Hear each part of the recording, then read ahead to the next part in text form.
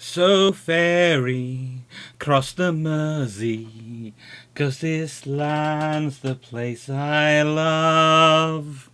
Or rather, that's my little version of Jerry and the Pacemaker's song, which is rather appropriate for the Mersey Class. Now, let's start off with, this is a continuation of the 19th century cruisers.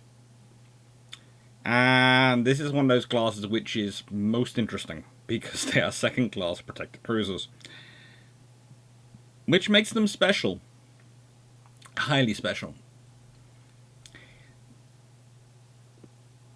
The point I often try to make when we're talking about cruiser types and cruiser variations, we often explain that the cruisers that evolve, you have the armoured and you have the protected cruisers, which have theoretically can all be divided into first and second class and unprotected cruisers.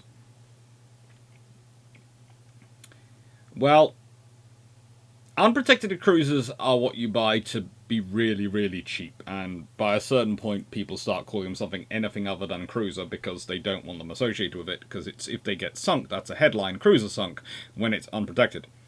And that's where the British especially get a lot of love for the second class protected cruiser, because basically it's got just enough protection, it has a chance of surviving, but not so much it actually costs a lot of money.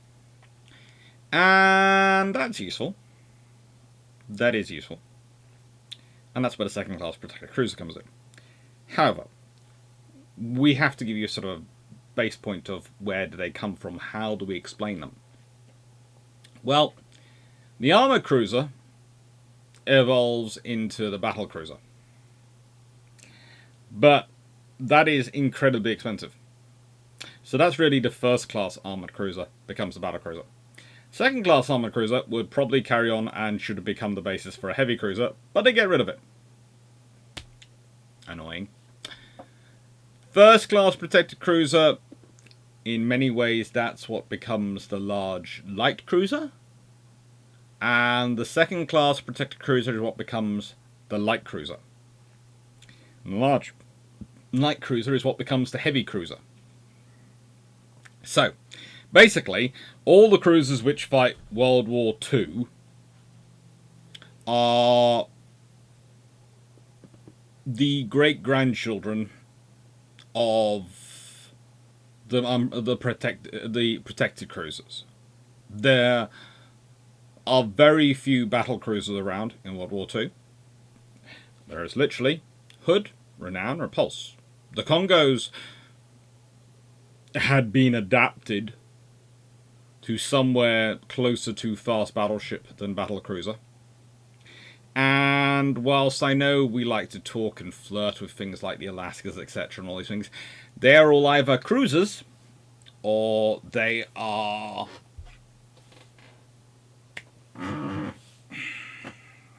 fast battleships. There is a reason for that. The world had changed a bit. The battle cruiser is a hybrid. It's got battleship grade weapons. Let's be honest, I'm not even sure the 14-inch guns on the King George V's were battleship grade weapons. I know there are then the 11-inch on Gneisenau and Scharnhorst, but when you realise that that's the biggest gun that Germany can build, that makes the exception in your mind. It's the case of, oh yes, they're 11-inch guns, but they're built as pretty much as battleships. That's what they're discussed as, that's what they're thought of. And why is this relevant discussion? Why, talking about World War II ship designs, does this have any bearing on this vessel conceived in 1881, probably, laid down in 1883, launched in 1885, and completed in 1887? Because things are just as confused prior to World War II as they are in the late 1880s. In fact, they are even more confused in a way, because at least prior to World War II, you have the framework of the treaty system to build from, which does have that advantage. It does at least provide a common framework and point of reference for comparison of ship types. This is a vessel which is going to go to sea with two 8-inch guns, fore and aft. Again, you're not planning on firing at long enough range. You need to do salvo firing to actually find the target. You're going to be firing at comparatively short range. 10 6-inch guns. That's probably the meat of the firepower, the 6-inch guns, let's be honest. And 4 of those are in sponsons, and 3 of them are broadside firing. Yes, not only did they put sailing rigging on these ships, but never used them, they also gave them a broadside. They gave them a broadside.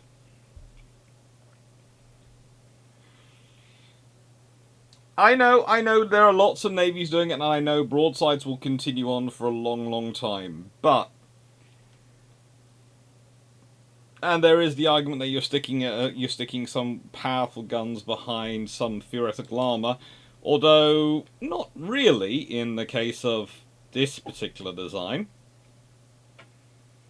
It doesn't have any armour, only an armoured deck, which is over the bottom of the ship.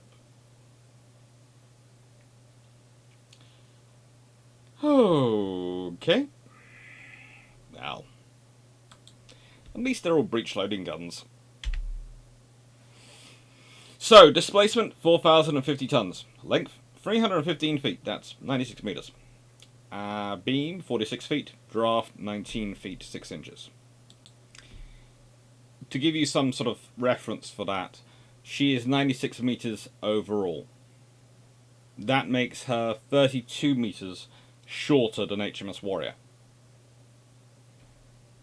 Warrior, of course, was an armoured frigate. She also displaces less than half the weight of Warrior. Has a thinner, narrower beam, and has a shallower draft. And has 4,500 indicated horsepower. Excuse me a second.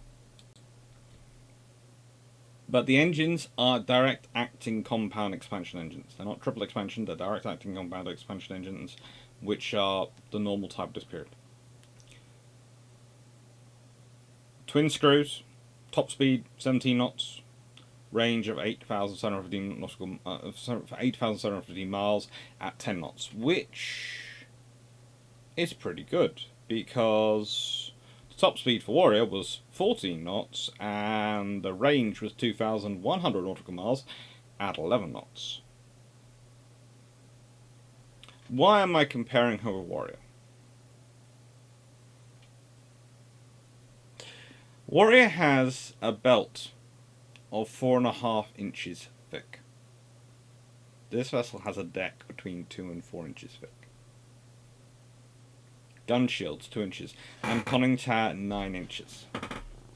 I.e., from when Warrior is launched in 1860 to when these vessels are launched in 1885, roughly 25 years, the armour thickness you're putting on vessels has gone down as the firepower of the guns have gone up.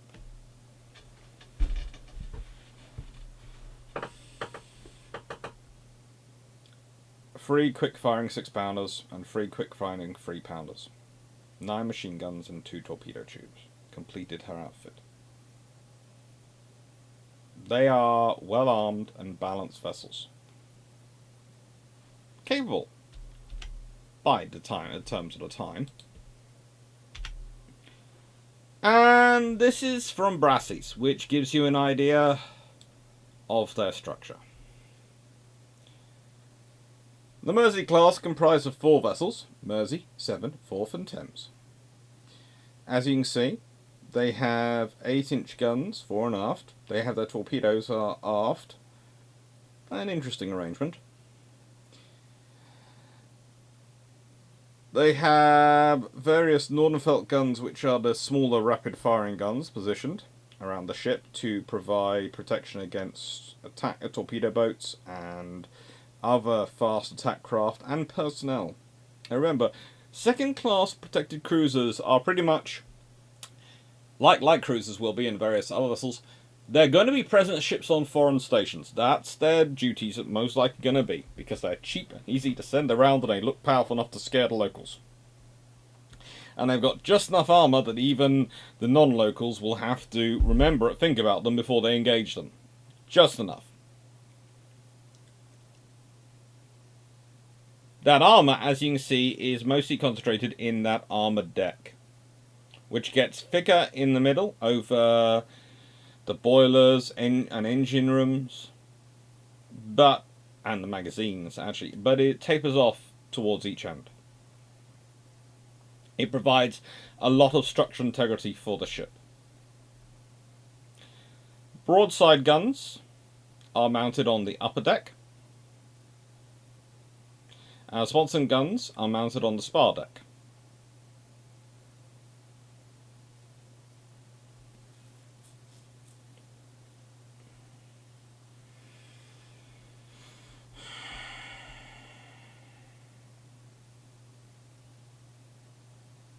There's a lot of coal. There is a lot of coal carried on this ship.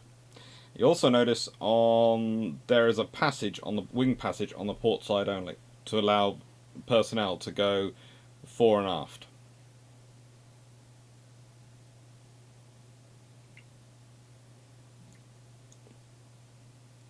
Below the armoured deck.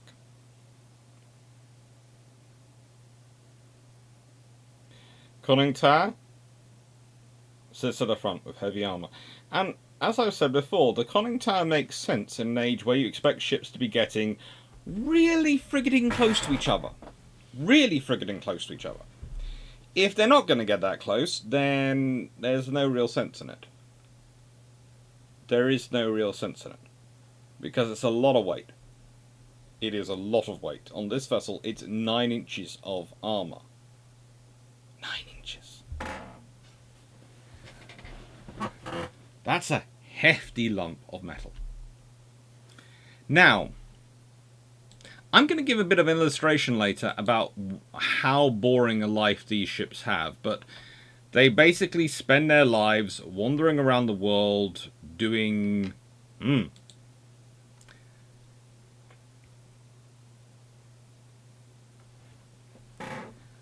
To be honest, the best description I've seen of them so far was mundane Merseys, because the class doesn't get involved in much. In fact, that's exactly what you expect them to be. Because if you're going to get involved in some actual action, you'd prefer it to be something of your first class protected cruisers. It's one of those jokes that sloops tend to get into action because they're everywhere, ubiquitous, and people think they can take them. And first class protected cruisers and armoured cruisers tend to get a lot of action because you send them places where you think there's going to be action. But second class protected cruisers operate in that sort of sweet spot.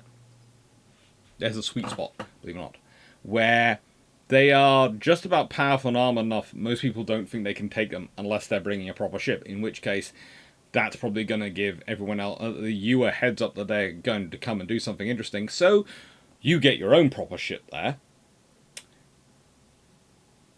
And yet, when you're actually dealing with a situation, you're not going to go, you know what, there's problems here. These people are really acting up. What I'm going to do is send in a second-class protected cruiser. Just imagine the Admiral saying that. You know what? I'm going to ignore all my armour cruisers, all my first-class protected cruisers, all my battleships, all my other vessels. I'm going to send a second-class protected cruiser. Basically, the problem for the second class when it comes to action is they are sufficiently far down the line of who you're going to call that you never reach them. And they're sufficiently high up the line that other people aren't going to pick them as the target they're going to bounce.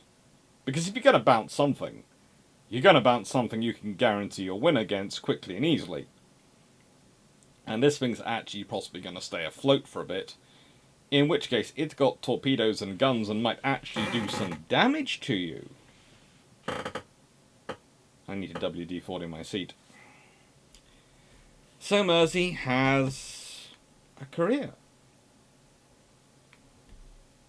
Her first captain is Edward G. Hutton, and she takes part in the annual manoeuvres of 1888.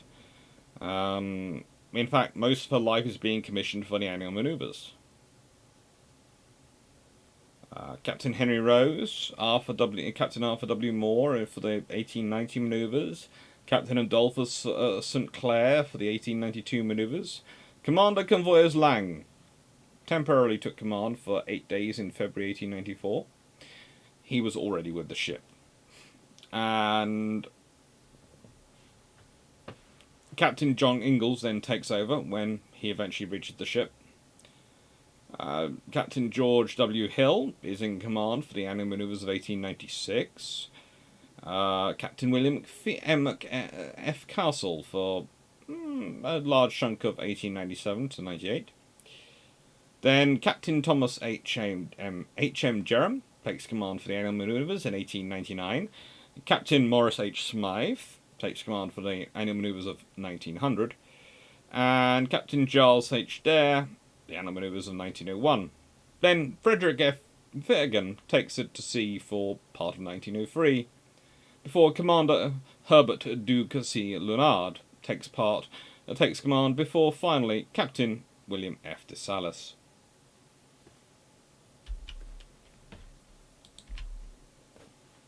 Basically, this ship spends her life either in reserve or being activated for annual manoeuvres. She spends her life being a piston stroke away from having a piston stroke which anyone cares about. But she's still a well-built ship. And there's value in that. She's useful for that. Then this is a strange photo. Right, so this one, I think I've done the right thing with it, okay? I couldn't find a decent picture of HMS 7 anywhere. I kept hunting one down. Eventually this one comes up on the University of St Andrews, which has the weirdest system for trying to get photos known to mankind. I think I've done everything properly. But honestly, I would have liked a contact us button somewhere. Because they didn't ask me for any money, which is unusual. Usually for photos when they're not on Wikipedia, they ask you for money. They did ask me to cite it, and they said it's copyright clear, which I'm presuming is okay. But it was interesting. Now, this is HMS 7, I'm guessing later in her life. And I have a reason for saying later in her life. But she does have a bit of an interesting one. She has slightly more activity than Mersey does. Between 1887 and 88, she tested a new submerged broadside tube designed by William H. May. It was mounted on the starboard broadside, angled 12 degrees before the beam. The idea was that there was no bar extended before the firing of the torpedo, and it emerged from the water with the torpedo as it fired. It required modification, but it was found to be a good thing to do, and they retained it for trying to rectify and make it work better. She was commissioned at Portsmouth in 1889 by William H. Hall to relieve HMS Constance on the Pacific Station. Her complement at the time was, well, roughly 243, but she received 272 before she deployed, plus got a group of 54 Royal Marines aboard as well. So that meant her in total complement for going overseas on deployment was 326. She then went on to serve as a Coast Guard ship at Sheerness, where she was grounded when trying to come into Harwich in 1901. And Captain Frederick Fengen, her commander, was recorded as being, "My lords considered that in skirting the shore so close, due care was exercised in navigation of the ship, and further that the CO should not have risked going into Harwich on a full tide."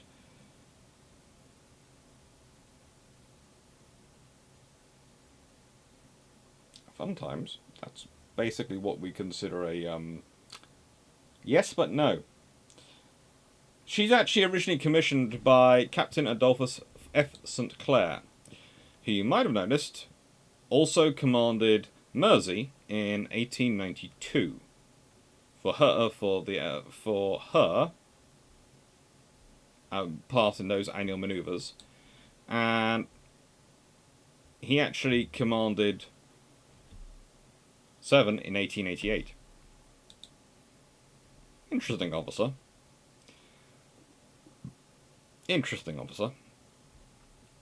His services as a captain include 7, Champion, Mersey, and Empress of India.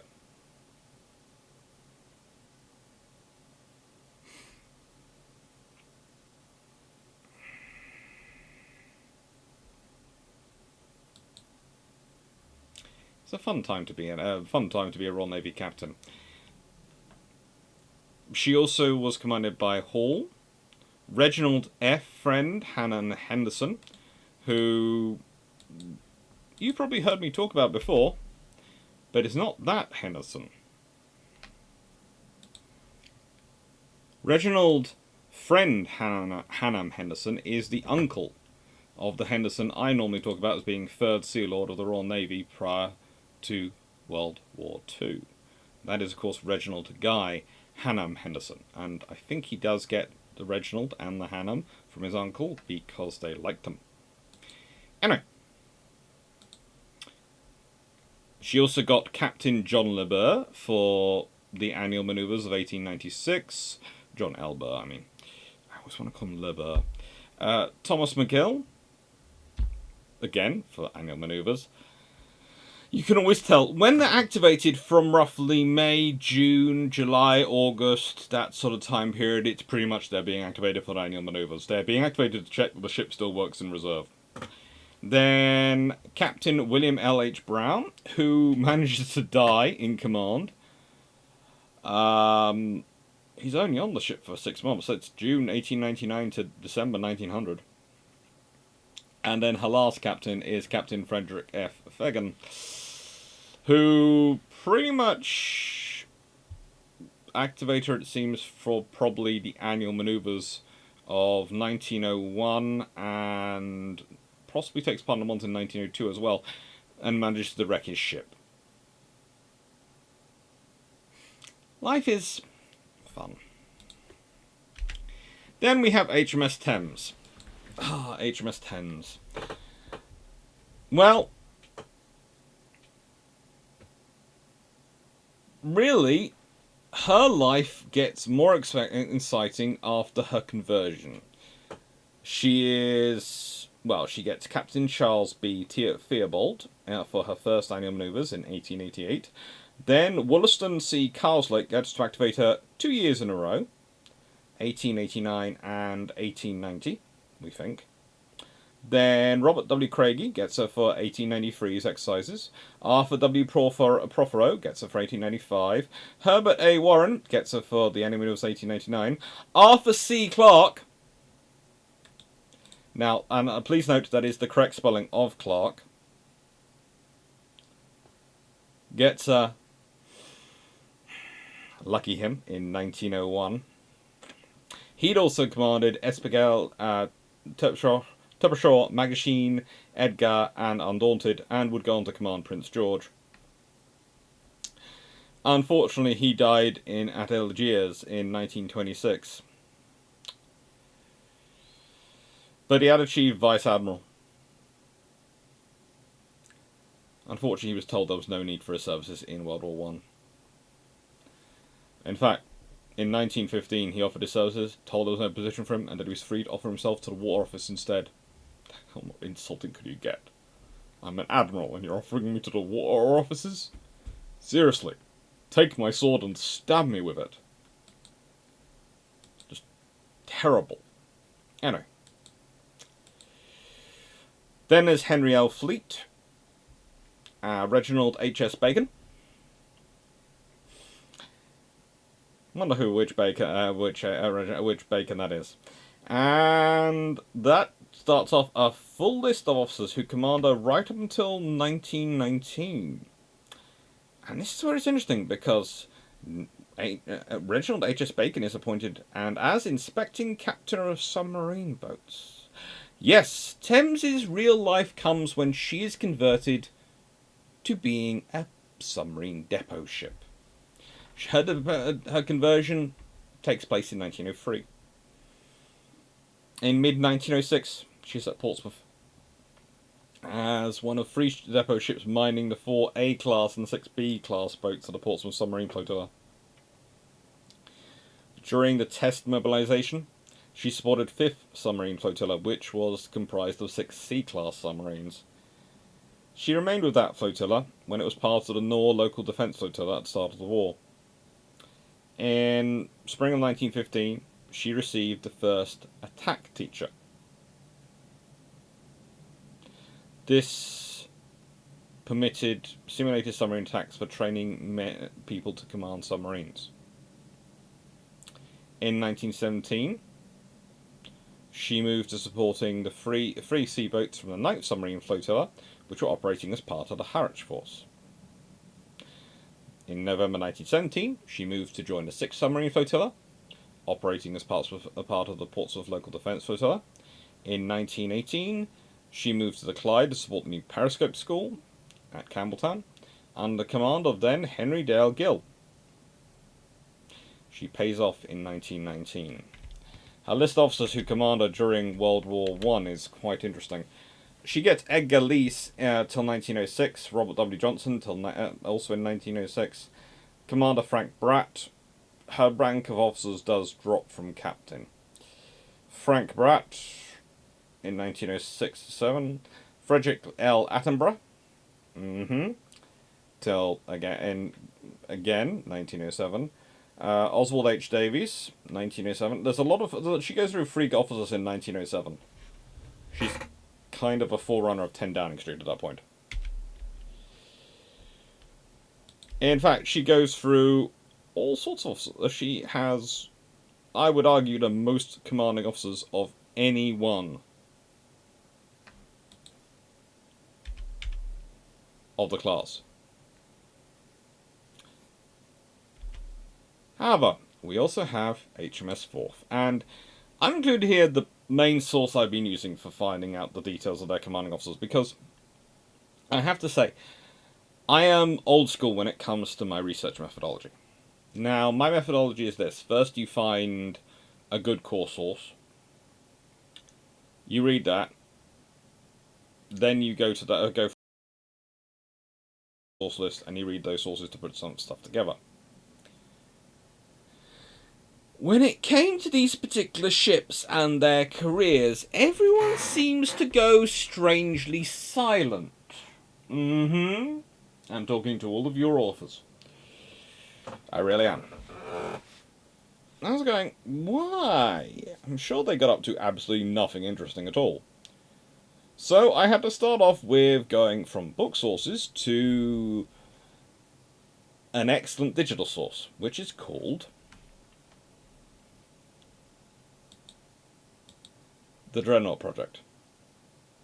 The Dreadnought Project is a really good source. It's something I highly recommend going and reading. It's got a lot of very good details there, and it's heavily referenced and heavily cited.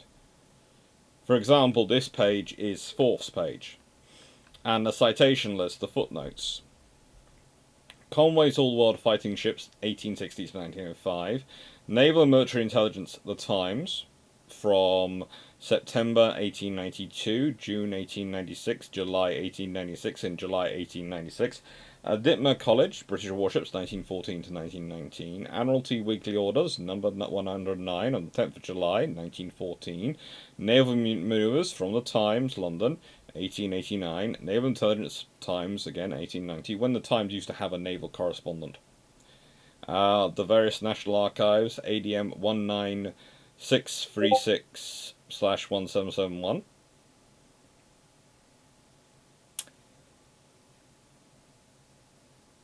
They are very, very good at providing excellent information and a good starting point, and so that's why I've included them here, because these ships again didn't manage to get up to much.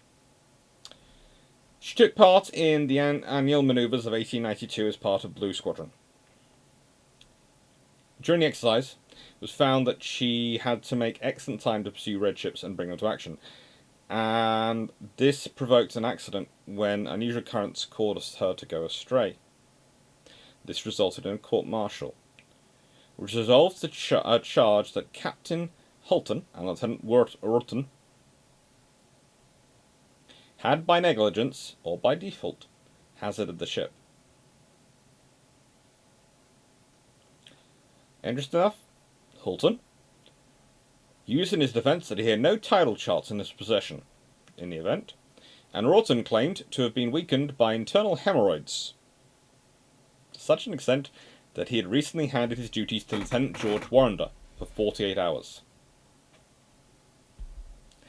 Internal hemorrhoids. Well, it's a reason. It's a reason. Interesting enough, Henry Bruce Wharton, well,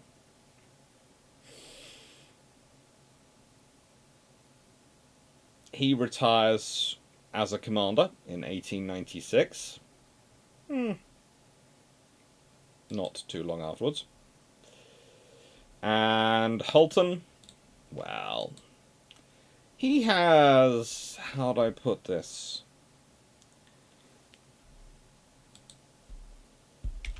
He had commanded Mersey previously, Amphion, Dryad, and Dragon, so he had experience. But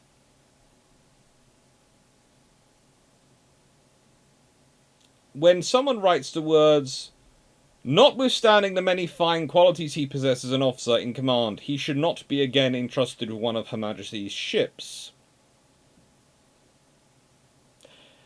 Well, the fact that he retired at his own request in 1895, and so they promoted to the rank of Rear Admiral retired in 1899 to, as a nice, leaving gesture for doing the honourable thing.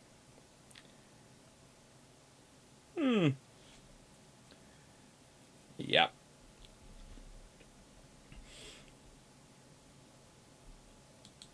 The Royal Navy, capable of promoting people even when they're retired.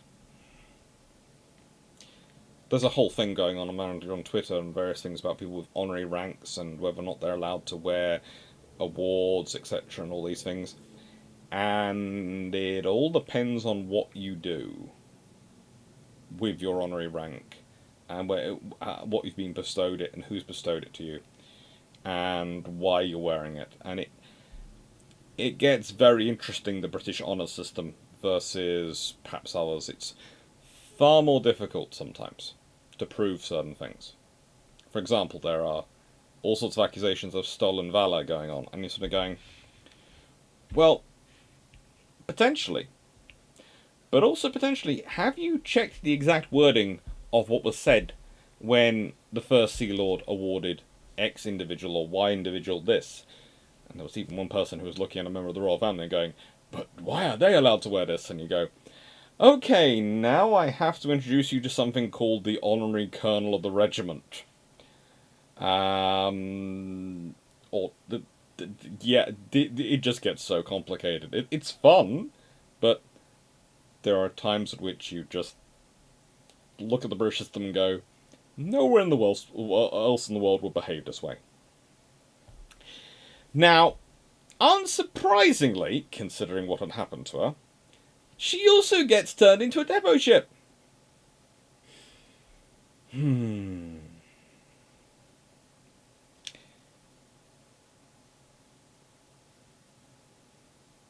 1896, following her last exercises, she's paid off and doesn't take part in manoeuvres till 1901.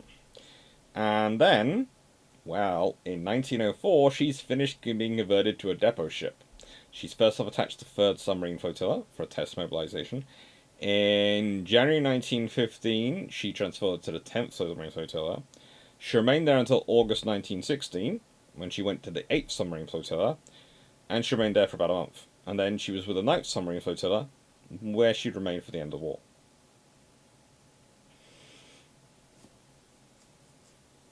These ships were very well built. If we go back to this whole structure, these ships are very well built, which allows them to be very easily adapted. This was one advantage of especially the 2nd class protected cruisers for conversions, because they had this big strong deck, which meant they had a lot of structural strength, allowing the ship to take weight of machinery, etc.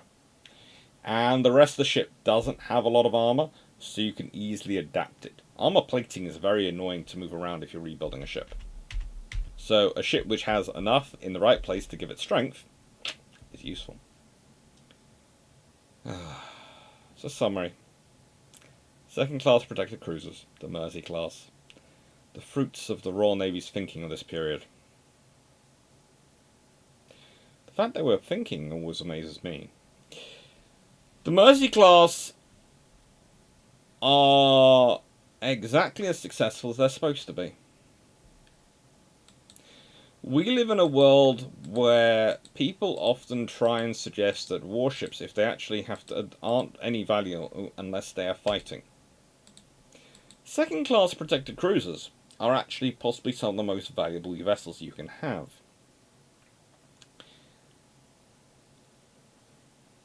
Because they don't have to do fighting that often. So yes, is that going to work in every scenario? No. You very quickly send in a 1st class protected cruiser or an armoured cruiser into an area where you think there's going to be fighting. And you can't afford as many of these as you can sloops or unprotected cruisers. But they can be your balanced presence, they can be your force multiplier, and they can sit in reserve and be deployed whenever you want them. They can be extra ships you have ready to go to deal with surface raiders, to act in group concert against enemies, to provide you with the numerical strength you need for rapid operations. Basically, the British needed a surge force. They needed a presence force. They needed a world to be a global policeman. Why? Because that's often the cost of being the primus inter pares. Please note,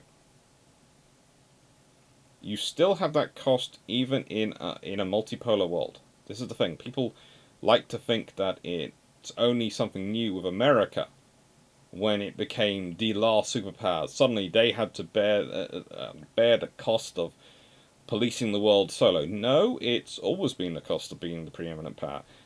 This is a problem for other powers when they're rising up. Germany might wanted to take the British crown, but they weren't prepared to invest to do the things necessary to take on the role. That wasn't what they wanted. They wanted the power. They didn't want the responsibility. And the trouble is with being the world's most powerful nation, with being the primus inter pares, because, let's be honest, that's far more normal than it is to have a world where you have one power, a unipolar world. More often than not, it's a multipolar world. And there is a power which is more powerful than the others. Usually, that's the power in the multipolar system who actually is prepared to take on the responsibility as well as the power. Because decisions are made by those who show up. So if you don't show up, you don't make decisions, and then you don't have the power. You can be a coach shouting from the sidelines all you want, but if you're not on the pitch, you're just noise. And these cruisers are about being on the pitch. That is what they are for. They're for providing the mass in wartime and the presence in peacetime. They're not for fighting battles, not solo. If you find yourself in a battle with a 2nd class protected cruiser and it's solo, then either you're in for a very bad day because you're in an unprotected cruiser or some sort of sloop, in which case that thing will swamp you. or they're having a very bad day because you've managed to actually come across one without it realizing something big was coming its way, and it hasn't managed to dodge out of it, using its shallower draft, speed, and ability to maneuver, and just generally react quite quickly. This is old, because it's now going to be the Battle of Cornell on the 1st of November, and US treaty cruisers in war in retrospect has been moved back to post-Christmas. I must have written this a while ago. Thank you very much for watching. Hope you enjoyed, and hope you enjoyed the year of the cruiser. I hope you're enjoying everything that's coming up, and thank you. Take care. And most importantly, thank you for all your support. And don't worry, there is a question coming, but it's going to be after this has gone to the big screen. So, today's question, and I hope you're going to enjoy it. The Mersey Class are, of course, wonderful ships because they don't get into action. There are things, not just warships, which are valuable still, which we value more often these days when in discussions we talk about them. They're only valued if they're used, when actually they're just as valuable if they're not used. For example, insurance. Having it is helpful. It provides you with confidence and peace of mind. You prefer never to have to use it, though. Prefer to just pay that bill. Same with warships. But when we think about it, that isn't a discussion about it. With warships, the discussion is often about their fighting potential. This year has been about looking at cruisers through more than that, looking at their peace and presence potential, their capabilities as ships for the majority of the time when the world is at peace, the fact that they have value then.